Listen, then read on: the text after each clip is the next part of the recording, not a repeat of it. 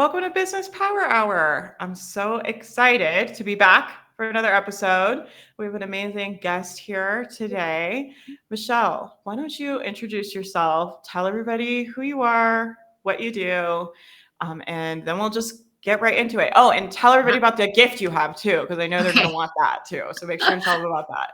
Okay, awesome. Well, thanks so much for having me. It's so exciting to be here. I've been following your world for a while and just really excited for this conversation. So my name is Michelle. So excited we got to connect and do something together. That's so fun. Yes.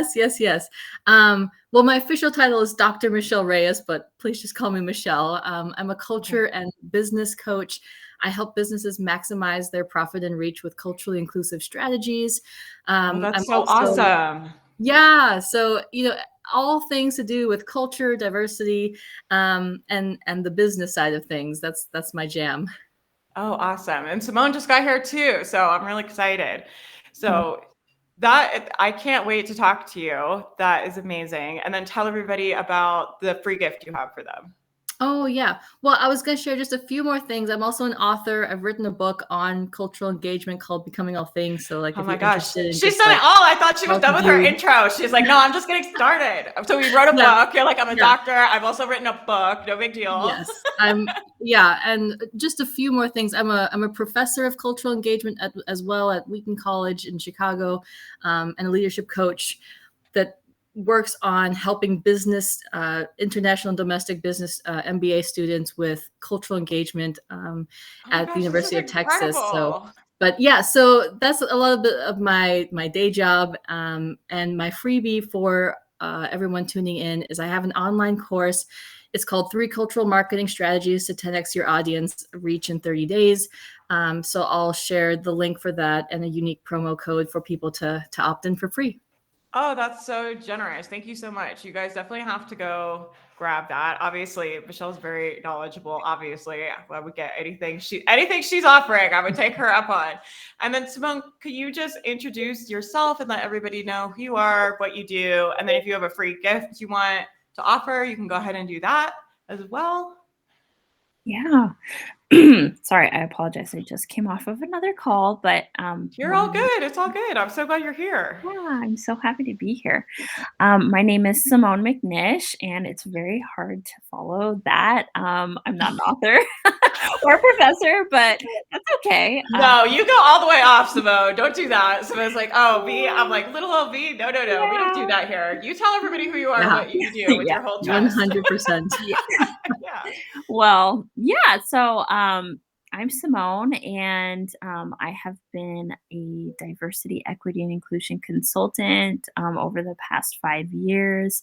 And I have a specialty working with entrepreneurs and also organizations. So with entrepreneurs, I focus a lot on inclusive content. So how to make sure that your online presence is reflecting that the values that you hold. So if you have values of social justice, inclusivity, equity, how are you promoting those values and making sure that when people step into your online space, that they feel welcoming and they feel they feel welcomed and that they are feeling belonging. So I've worked with different organizations in the government, marketing agencies, art museums, all different types of organizations, and done a lot of speaking engagements and things like that. But I also specialize in inclusive communication and making sure that when we are talking to other people, either solo or when we're talking to groups of people, that we're including as many people as possible. I love that. Well, thank you guys so much for being here and taking the time. I think I'm just so excited to have this conversation with you guys because this is something like I'm really working on. And I love what you said too about like, it's one thing, like I think we all probably have a value of wanting people to feel included and wanting people of color and LGBTQ people to feel like safe and included in our communities. But a lot of times it's like, well, what does that look like in my course? And like, how do I actually do that? And what are things like you can actually do? So I'd love like for you guys, for people that are like, yeah, you know what, like, I really want to make sure like I'm reflecting these values, what are some easy things people can start doing to make just programs and spaces feel more inclusive and welcoming for people? I think, well, I don't, if I Oh, can no, go go. ahead. We'll get So, to everybody. We'll give yeah, everybody a turn. yeah, I think starting off, something that seems obvious, I think, for us, because we're here talking about it, is to be vocal about what your values are, to take the time to actually define your values as a leader. And I think that a lot of times, especially small business owners, they just assume. They do a lot of assuming that because they're talking about one thing, or because they have talked about, how they're inclusive or something, that they don't need to clearly define their values on their website, on their social media platforms, and really take time, as much as possible, to go back to those values and explain what they mean and how those values are operationalized in their business. And so I think that's a really simple step, that all business owners should be doing, is defining their values and defining exactly how those values are practiced on a day-to-day basis. I probably see like 1 out of 10 entrepreneurs, that I work with have any set values that they actually talk about. So I think that's a really great opportunity. Yeah, I love that you said that. I'm like thinking, I'm like, I don't think we have that on my website. Like my website's it's pretty sparse. Mhm. But I'm like, we don't have that. But now I'm like, my wheels are definitely turning about, well, what could we add to make sure when people go to the website that they know what we stand for, right? And they know the values that we have in our program. So I'm Mhm. so glad you brought that up. I think that's a really good point of just like really defining it and making sure it's publicly put somewhere where people can find it, right? Yeah. And then what about you, Michelle? What do you think as far as like what are some like maybe some just little get started steps people could do? Because I think one of the things that's challenging for me about this conversation is a lot of times when I start thinking about this stuff, it can feel overwhelming, right? And it's like there's so many different things to do and so much to learn and so many places where I'm not educated. And like, what are some easy like steps people could take to make sure their programs are more inclusive? Yeah. Well, I think an easy first question to ask is just which cultures am I not serving in my business, Ooh. right? One of the questions that every business should ask themselves is, do all of my clients look like me? Are they all of the same ethnic heritage as me? Because if so, you're leaving a lot of money on the table, and your ideal client pool is actually way smaller than it should be. And if you only know how to attract people that look like you, that are in the same life stage as you, that have had the same experiences, like your business is not going to be able to scale in any impactful way. So when it comes to the conversation of diversifying your products or your services, this is where doing strategic market research really comes into play. Really being able to ask the questions to figure out how can you better serve a more diverse clientele. For example, like how can you diversify your messaging to have greater cross-cultural appeal? How can you expand your services to not just keep serving the same client base, but actually catch more clients of different cultures? And I'll give you an example. Even in my own culture coaching, I offer one-on-one coaching, but I also offer cultural assessments, diversity diagnostics, online courses, all at different price points. And the reason why I created this suite of offers is because I want to serve white, black, and brown clients. And when it comes to the areas of culture and diversity, they're all at different starting points. So they all have different needs. And as I ask people, white folks, black folks, brown folks, what do you need? It might be an assessment, it might be a diagnostic, it might be one-on-one coaching. So my services meet different clienteles at different points in their journey. So, whether you're in real estate or health or business or bartending or like whatever, as you think about diversifying your services or your products, consider how that diversification will better help you reach white, black, brown, mixed, fill in the blank at their different journey points. Yeah. I saw some of you guys signing on live. If you guys are watching live and you have questions you want to ask, you can put them in the chat and I'm happy to. Otherwise, I'm going to keep picking these ladies' brains here. Okay. But if you guys want to pick their brains while you're here live, you're welcome to do that and put that in the chat. But I love what you said about this is actually going to bring more customers to you, right? Because I think something that I've heard a lot around this conversation is like, well, I don't want to like step on anybody's toes, or I don't want to define my values because it might like put people off, or I might say the wrong thing, and so I just don't want to say anything, right? But I thought that was a great point you said, Michelle, about like, well, when you set up your business to attract like Black and brown clients and LGBTQ clients, and we're not just catering to just mainly like white straight people, right? It's like you're actually having more clients that can come in your community. And so I think that's like maybe a common thought error people have about this stuff is like, well, if I put my values out, it's going to shrink my customer pool, right? But you might already be shrinking your customer pool by not creating a space that feels safe for people to buy from you. What do you guys think about something I struggle with, and I think a lot of people struggle with, is like I want to have these conversations, but I feel very uneducated in a lot of ways. And I try to educate myself, but there's obviously so much to learn. And then I'll be like, well, what if I say the wrong thing?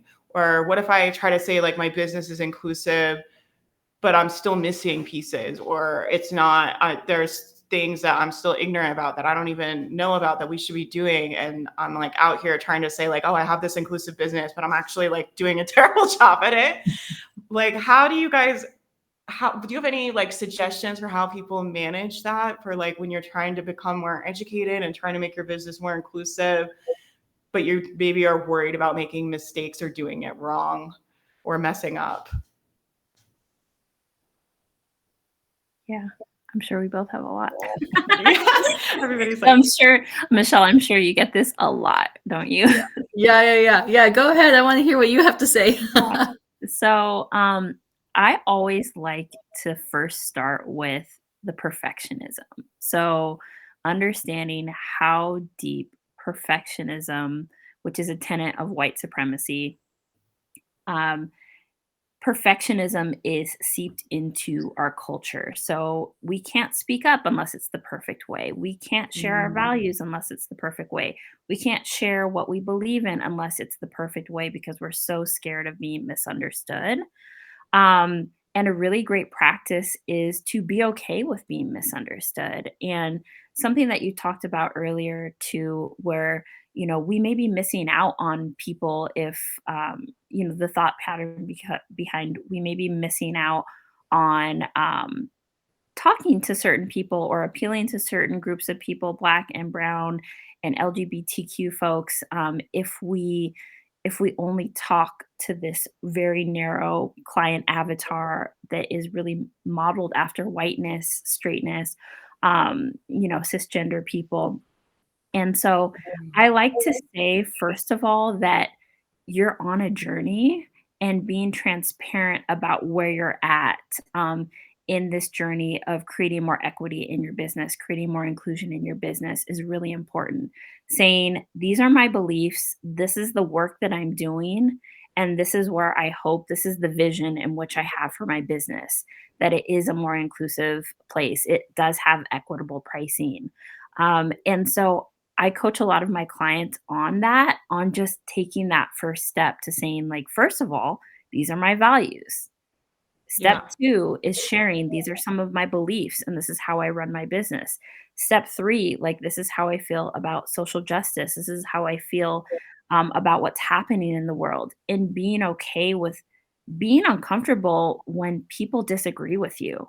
We're not taught in our culture how to be okay when someone says, I don't have the same values as you. That's okay. You're not going to have the same values as people or as every single person. You are going to get some pushback sometimes, and you will even get some people who leave your universe, your orbit. And that's okay because they don't align with your values.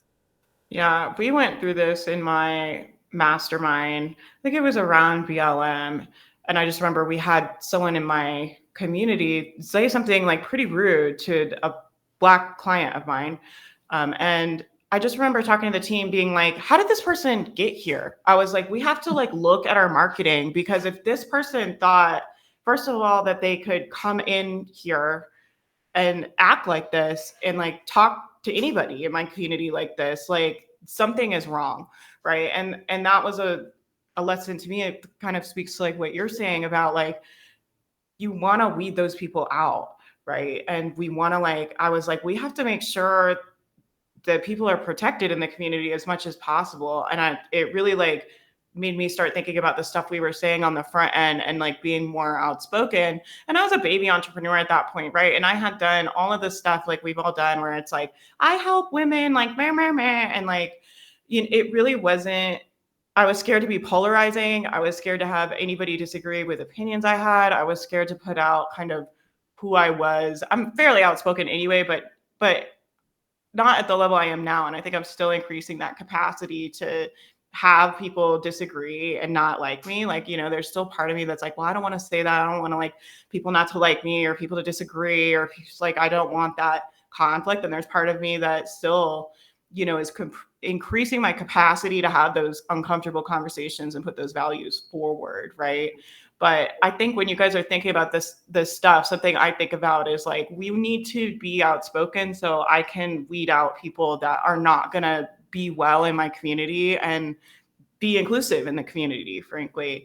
And it is uncomfortable. Like, it is not always, it doesn't feel comfortable to me to put that stuff out forward all the time, right?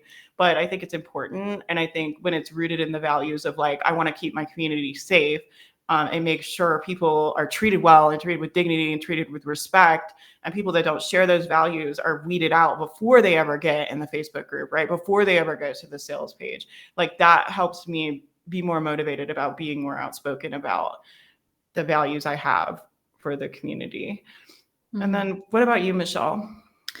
Yeah, I think part of it goes back to what I was sharing earlier about market research, and just once you identify your ideal client, like, let them be part of the conversation on what cultural and what inclusion looks like.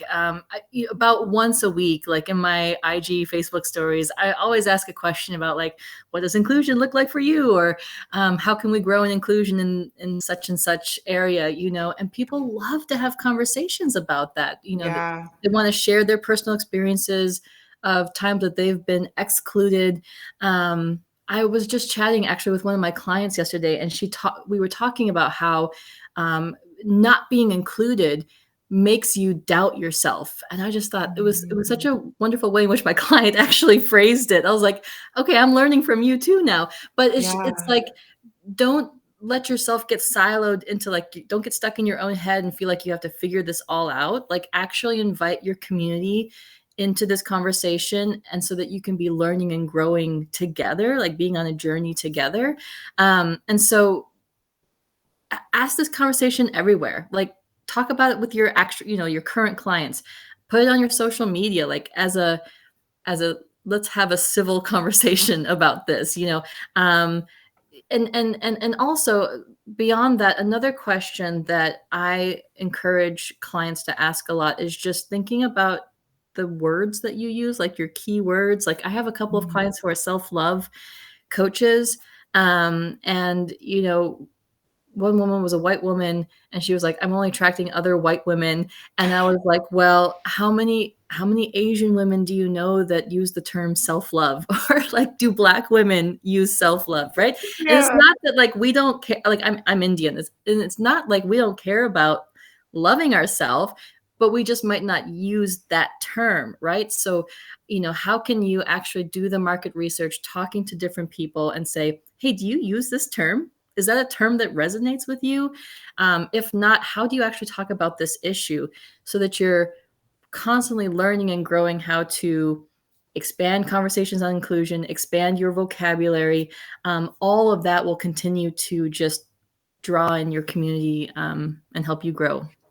Yeah, I think that's great advice, right? So talk to people of color that are already in your community and see like, how do they talk about it?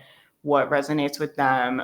What would they like to see? Like, those kind of conversations. I think that's really good advice. So, and I have to circle back on something you said, because you said something that blew my mind. You said, and she like just kind of like went past it, but she said, perfectionism is a construct of white supremacy. And I've just like, it's been rattling in my brain ever since you said that. So can you talk more about that? Because I'm very curious about that. And it really, I was like, it literally since you said that, I was like, oh my gosh, I've never connected those dots.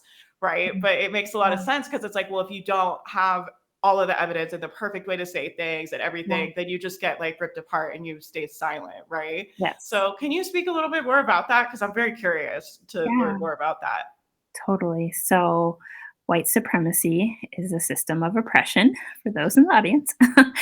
White supremacy does not mean, when we're talking about white supremacy, it does not mean, well, I would say there's overt and there's covert white supremacy. And so when we're thinking about overt white supremacy, we're thinking about people in the KKK, we're thinking about racial slurs, we're thinking about those things that it's just in your face. But a lot of covert white supremacy is baked into our institutions and our society and the way we just do things. And I have found that in business practices and especially online business practices, there's so much white supremacy influence. And so tenets of white supremacy are different areas where whiteness and white culture is really seeped into what we do and how we operate. So when I said perfectionism is a tenet of white supremacy, it means that like that is part of white supremacy culture,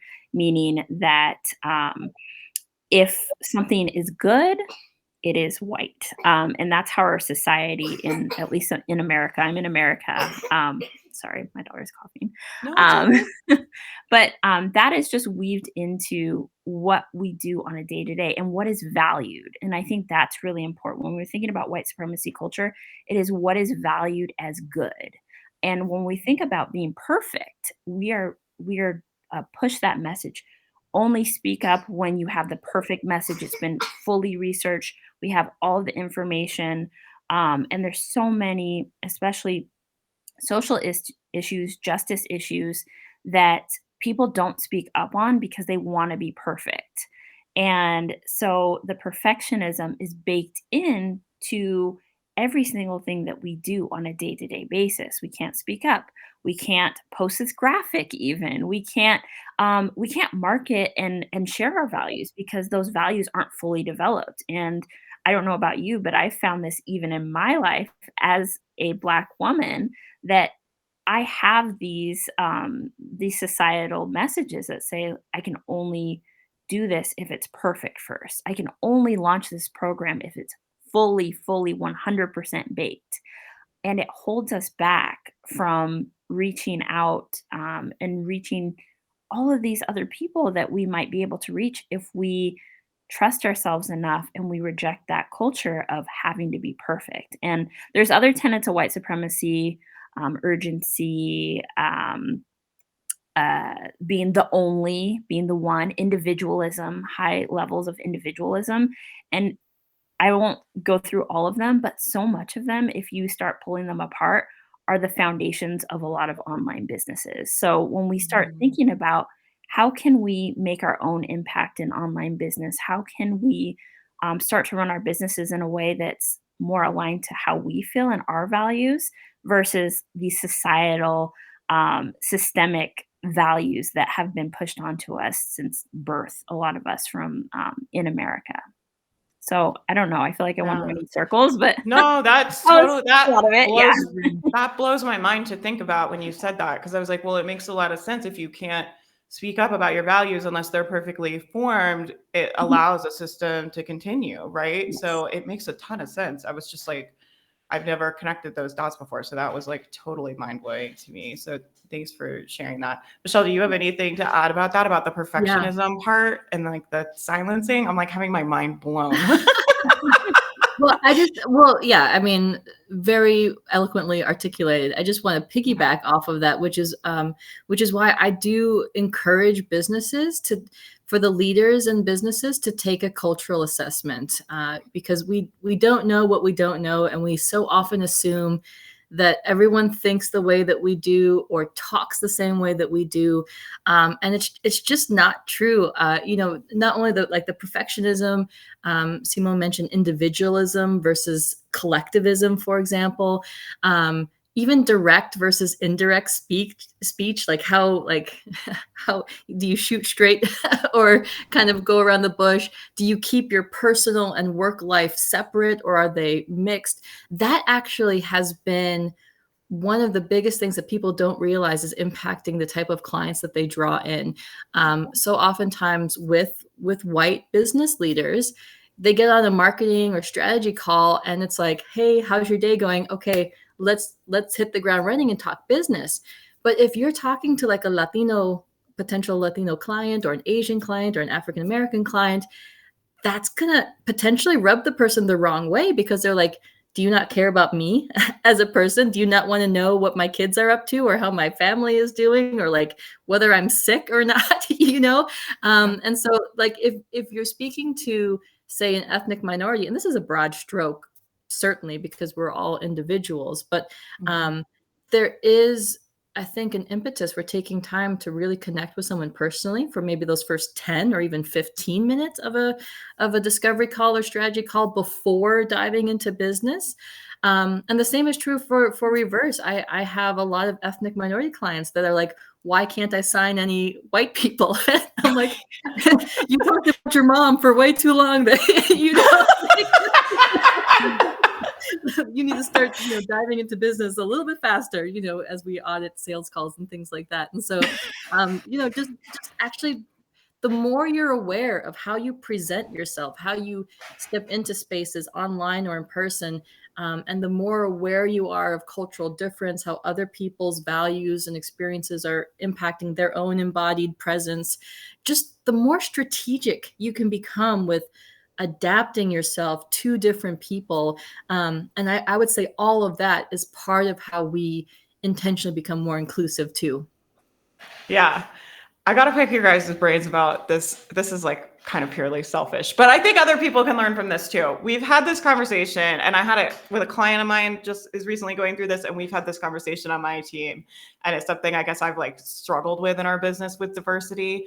And we do a lot of summits and bundles and like events, like big collaborative events where we'll have like 100 people or something in it. And I sometimes will say to the team, I'm like, we can't have like an all white lady event. Like, I need you guys to go find more people of color to put in this event. You have to go pitch more people of color.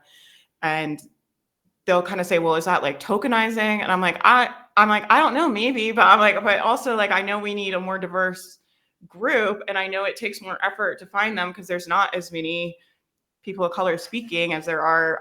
The reality for us is like, we always just have a ton of white people applying. And so I guess like my question is like, I don't want to like tokenize people, right? And like, that feels weird. Like sometimes like talking about that on the team about like, oh, like we don't have enough people of color here. Like that feels weird and can feel weird and tokenizing to me. But then also understanding like, I want to make sure our events are inclusive, and I don't want to be putting out an all white lady event for like lack of better, like you guys have a lot more educated vocab around this stuff than me, but I'm like, I don't want to do like an all white lady event. And so like my solution for that has just been to tell the team, like, you need to go pitch more people and like pitch more diverse people and try to find more diverse people. And then sometimes they're like, but then if we're looking at their pictures, like, is that weird? And I'm like, I don't know. It's kind of been it's been a conversation like we've been having behind the scenes for a long time. And so I guess, am I doing that right? Like, how do I do that?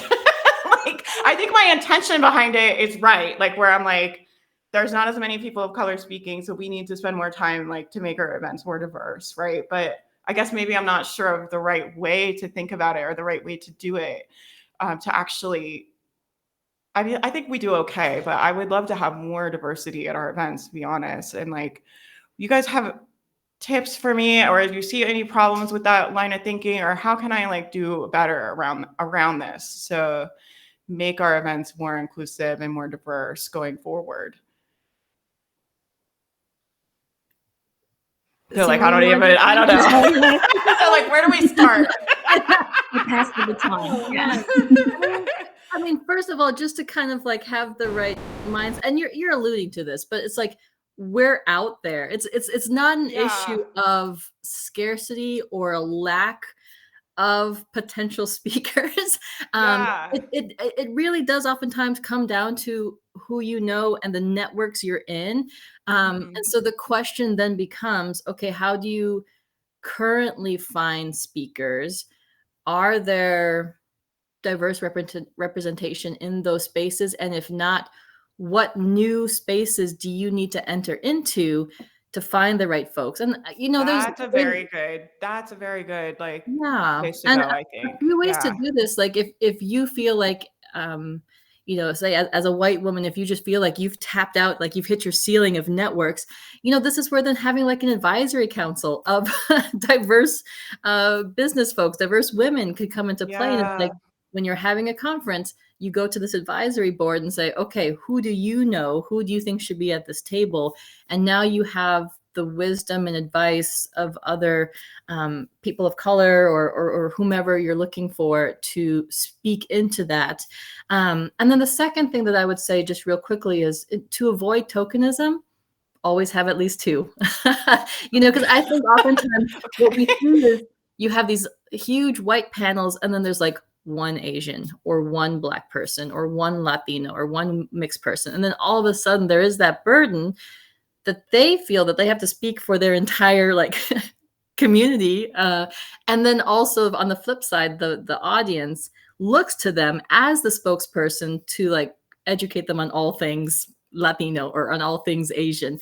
And we're unique individuals, right? So when it comes to conferences, when it comes to hiring practices, if you're going to have a Black person, bring on two. If you're going to have an Asian, bring on two. You know what I mean? Yeah. So that you can Okay. immediately begin to include diversity of voices and at least start moving the needle forward beyond tokenism. Yeah. We had a conversation on my team where I told somebody on my team, this was a while ago, but I told someone on my team, I was like, this lineup is not, we got to get like more diversity on this lineup. And we do a lot of cold pitching. So we do a lot of like going to people's Instagram that we think look cool, that's doing cool stuff, and like finding their email and then sending them emails and asking them to be in the events. Right. And so I told them, I was like, well, these are women of color I know, they're doing good work. Go see like who they're following and like go pitch people on there. Is that okay to say that? And she was like, I feel kind of weird. Like, I think sometimes as white people, it's like, oh, I feel weird. Like, am I looking like for like dark skinned people and like inviting them? And like, is that okay? And like, and she was like kind of asking me, and I was like, I don't know, but I know this lineup's not diverse. And like, this is how we do our pitching. Right. So is that problematic? Like to seek out people of color like that to be on a panel? Or I don't know, you know what I mean? Like it felt like this isn't how we should be doing it, but I didn't feel like I knew, I guess, a better way to do it. I like what you're saying about network, like building a network and being in a room of other leaders or forming like a little mastermind or like group to work with that's more diverse maybe than other rooms I've been in the past. I think that's really good advice. But Yeah. yeah. Yeah, I think that too, it can be, I want to echo what Michelle said, and I would have said the exact same thing too, Yeah. is there really a pipeline problem? Like I work with a lot of organizations who are looking to hire diverse candidates. You also need to define what is diversity, because diversity is more than racial diversity.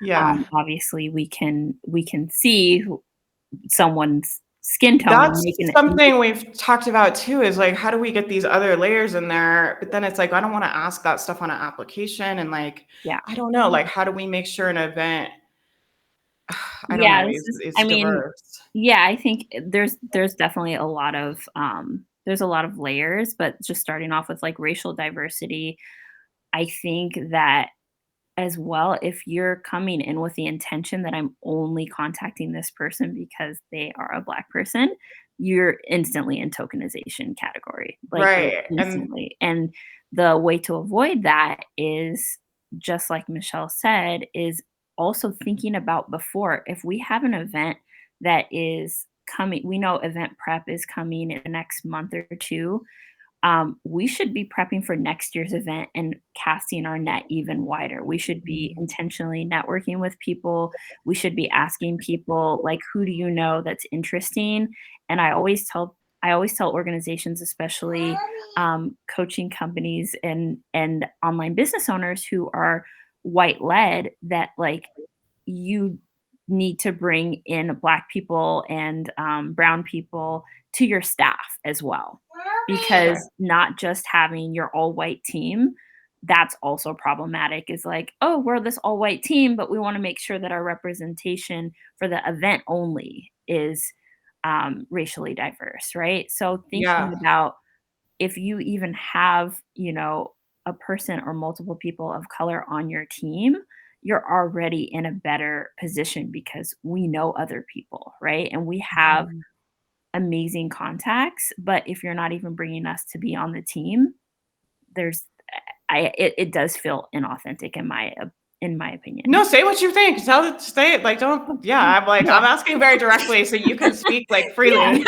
You're not Yeah, gonna offend me. I mean, that's what I think, like, when Yeah, yeah, I've been approached by many summits that I've turned down, because their team is all white, and I know if they have a team of 10 people, if you cannot find one Black person, one person of color, like, it's problematic to me, and it's also, it's problematic when the lineup is all white as well. So Mhm. it's great to start with your own team. Like, what is your own internal, like, what is that looking like? And can you hire someone, like Michelle said, or have an advisory board that you're not just like, hey friend, can you tell me some people? Can you recommend some recommend some people? But hey friend, I want to pay you and I want to make sure that there is an energy exchange to tap into your network.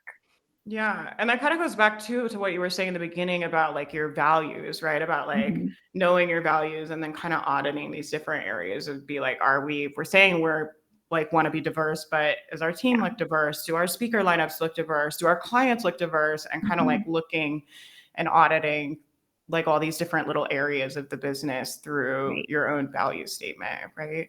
Okay. Totally. Well, I Mm. appreciate you guys giving me that was not a very well formulated question, but this is just how my brain like thinks about things, right? So I was like, I have to ask them while they're here. Like I have to, I don't know. Those are, and we've had a lot of conversations about that. I feel like our events do pretty well. Like we do have a pretty diverse community and a diverse network, but I always think like I just always want to, I don't know, be trying to be part of the solution, I guess, right? And trying to make sure that we're providing people opportunities to get their good work out and like bringing them to our community and just I don't know all of it, right?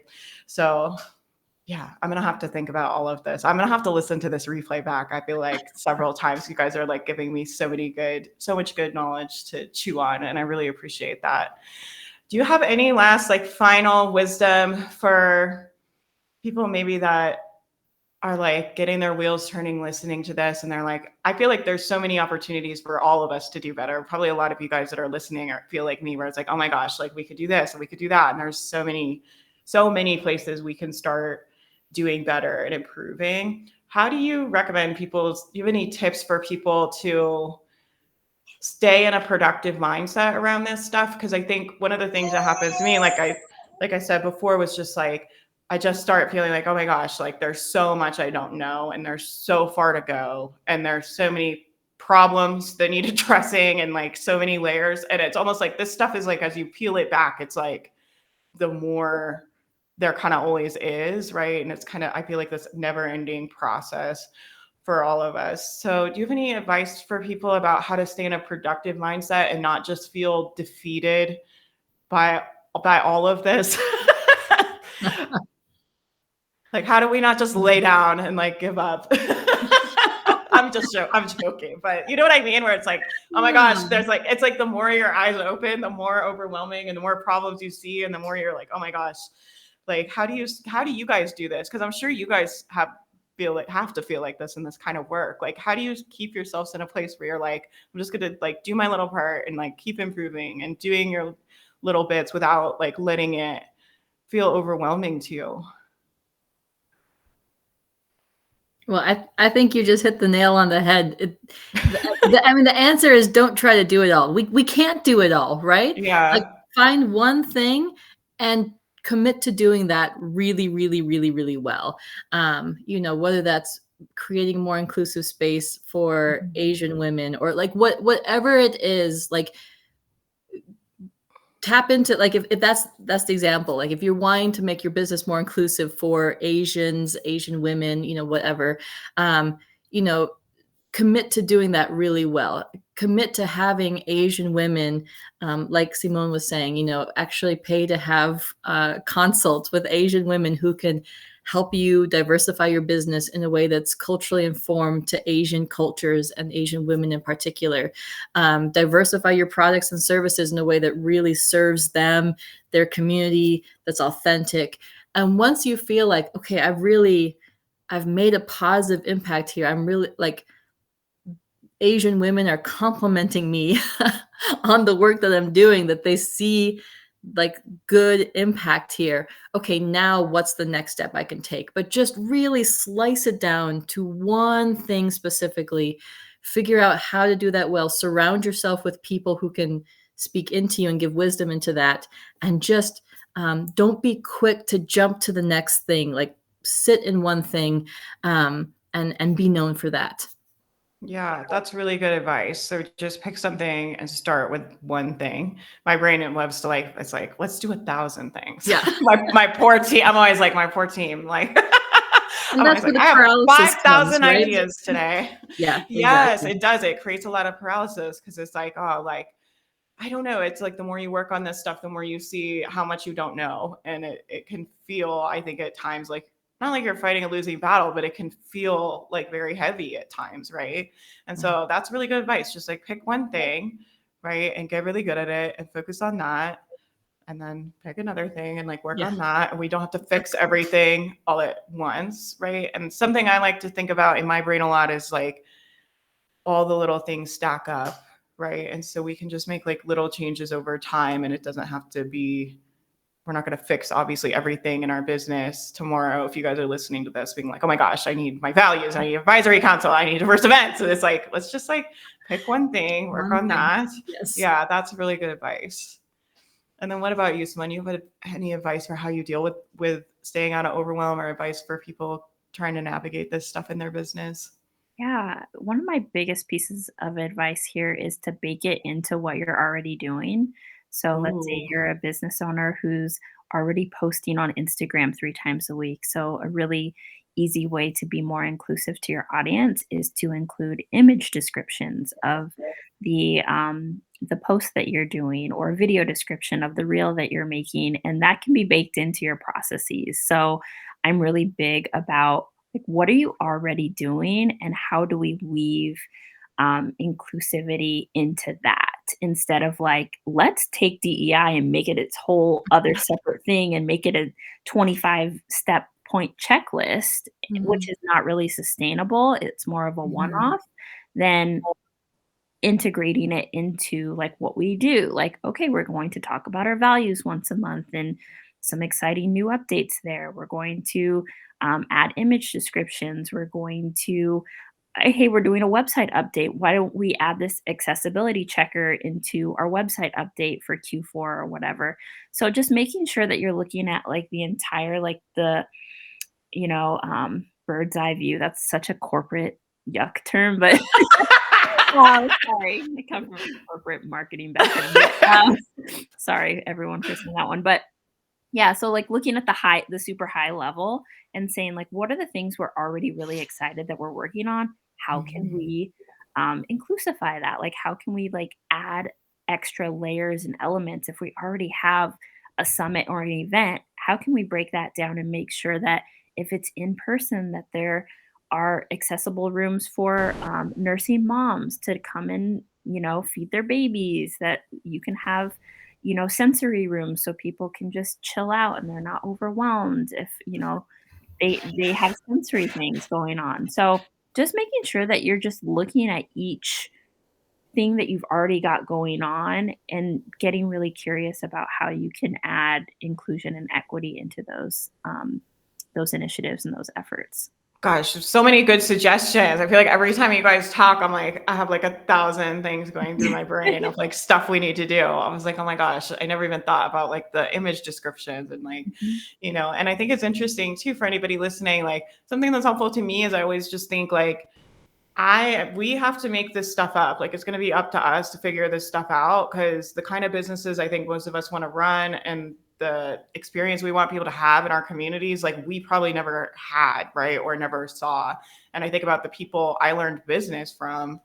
There's a lot of things I respect about them and I learned a lot from them, but I never saw anybody like really running an inclusive business when I was coming up and like the programs I was doing and the stuff I was studying. And so I think it's like okay to give yourself some grace. I just try to give myself some grace and I'm like, okay, we've got to just like learn a little bit at a time with what we can. And there's always going to be more to learn. And that's like, I think that's okay. Right. And I think like we can just commit to trying to put in the work to create the businesses and the community and the experiences like we want to have.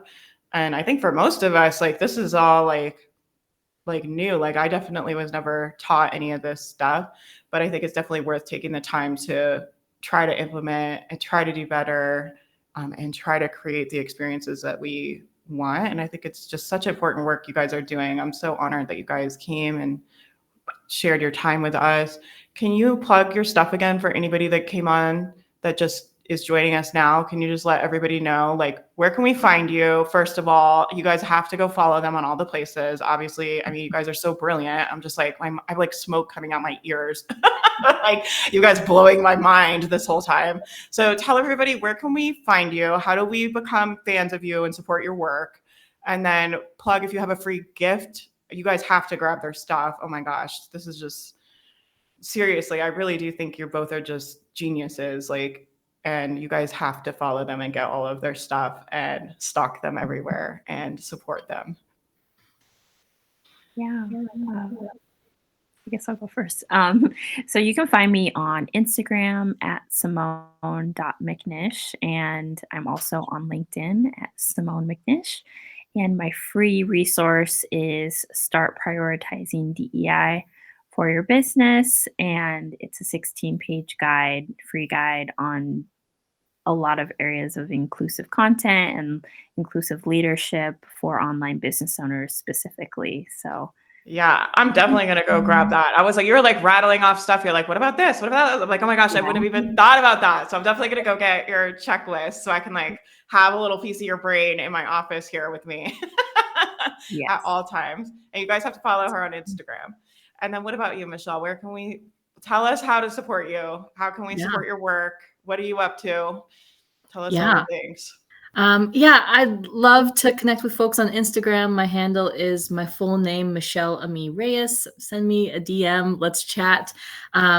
The free resource that I'm offering with you is my online course, 3 Cultural Marketing Strategies to 10x Your Audience in 30 days. But you can also go to my website, michelleamireyes.com. Ton of other freebies in terms of like how to boost your business's profitability through culturally inclusive strategies and things like that. And I also offer a free like one-on-one strategy call if you want to book one of those. And I'll give you just some easy ideas for how to move the cultural needle forward in your business. So you can find all of that on Instagram or my website. Okay. You guys definitely go check out their websites, check out all their stuff, get on their email list. You guys know the drill. Do all the things. I think they're doing such important work and I really want like our community to support them. So I'm asking you guys, go support these ladies because they are incredible. I really appreciate you guys for taking the time, for being here, sharing your expertise with us. This was such a great conversation. And I just really appreciate you both for taking the time and being here today. And hopefully we can do more stuff in the future. Yeah. Thanks for having us. We'll see you guys next week for Power Hour. I think we're moving to YouTube, so watch your email. I'll send you guys the email and let you guys know where we're going to be. Facebook is being weird lately, so we might be jumping ship on Facebook, but I'll send you guys the email next week and let you guys know where we're going to be. Thank you guys so much. I'll talk to you guys soon. Bye, everybody.